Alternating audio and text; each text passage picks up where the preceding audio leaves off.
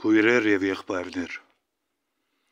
ողջունեմ բոլորդ Բեյրութեն եւ գցանգամ ամենայն բարիք բոլորիդ։ Ողջունեմ իղձերը, մտածումը, ջանքն ու գործը վասն հոգևոր հայքի։ Ներկա ժամանակներու դժվարություններուն եւ անորոշության մեջ բոլորս հստակորեն գսենք, որ հայքի այժմու գացության պատասխանատվությունը ամբողջովին մեր ուսերուն վրա է։ Հայ մեծ գրող Շահան Շահնուր ըսած է. Խորին, որ մեր աշխարը բամը պիտի չգործընծնե, եթե իր երեսեն հայը անհետանա վերջնական չկացումով, բայց ան բամը պիտի շահի անգասկած, եթե հայը արդյունավոր է, անգամ ևս իր հանջարին թակուն ուժերը։ Այս խոսքերը որքան ալ գդրուկ կամ գոշտ հնչեն, որքան ալ վիրավորեն ըսկայուն սրդերը, ինչպես որ եղավ անոնց հրաբարակման օրերուն, իսկության մեջ գոչ մնեն գործի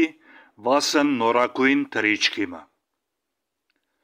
Անոնք նախ կշեշտեն մեր պատասխանատվությունը, ապա կշեշտեն, որ գոյատևելը ինքնին բավարար չէ։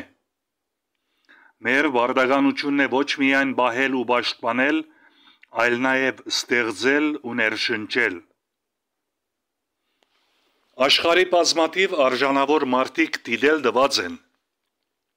որ Հայաստանի դիմադրության պատմությունը վկա է այն ուժին, որով մեր ժողովուրդը վերածած է ցավը զորության